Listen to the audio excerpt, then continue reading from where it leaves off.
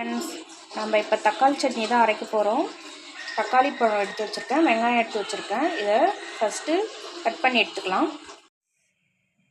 தக்காளி சட்னிக்கு தேவையான பொருட்கள் வந்து வெங்காயம் கட் பண்ணி வச்சுருக்கேன், தக்காளி பழம் கட் பண்ணி வச்சுருக்கேன், பூண்டு, இஞ்சி, காஞ்ச மிளகாய். வாங்க ஃப்ரெண்ட்ஸ், ஸ்டவ் ஆன் பண்ணிக்கலாம். வானல் வச்சுக்கலாம். வானல் காஞ்ச உடனே எண்ணெய் ஊற்றிக்கலாம் ஃப்ரெண்ட்ஸ்.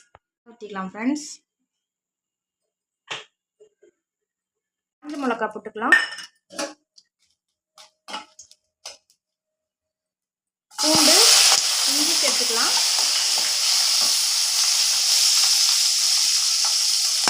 வெங்காயம் சேர்த்துக்கலாம்.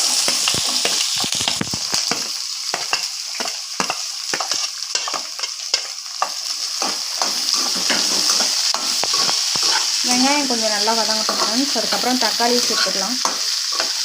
இப்போ கொஞ்சம் வெங்காயம் வதங்கிடுச்சு. இப்போ நம்ம தக்காளி பழம் சேர்த்துக்கலாம் ஃப்ரெண்ட்ஸ்.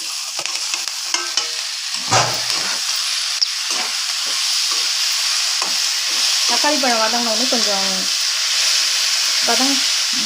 தக்காளி வதங்கிறதுக்கு கொஞ்சம் உப்பு சேர்த்துக்கலாம் ஃப்ரெண்ட்ஸ்.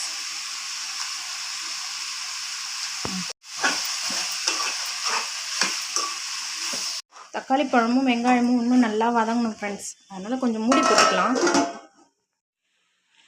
ஃப்ரெண்ட்ஸ். இப்போ வெங்காயம் தக்காளி நல்லா வதங்கிடுச்சு ஃப்ரெண்ட்ஸ். நீங்கள் பாருங்கள், நல்லா வதங்கிடுது. இப்போ நம்ம ஆற வச்சுக்கலாம் ஃப்ரெண்ட்ஸ். ஸ்டவ் ஆஃப் பண்ணி இப்போ வெங்காயம் தக்காளி நல்லா ஆறிடுச்சு. இப்போ மிக்ஸி ஜாரில் சேர்த்துக்கலாம்.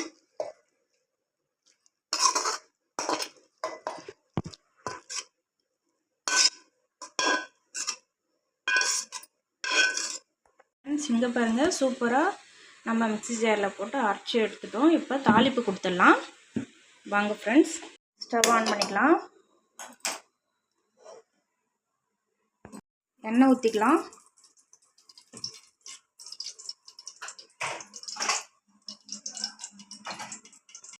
கடுகு போட்டுக்கலாம். உளுத்தம்பருப்பு போட்டுக்கலாம்.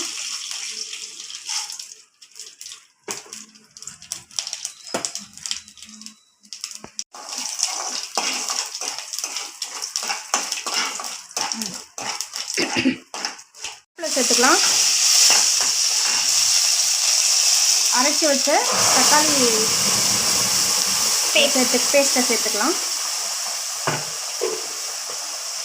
அவ்வளோதான் ஃப்ரெண்ட்ஸ், சூப்பரான தக்காளி சட்னி ரெடி ஆயிடுச்சு.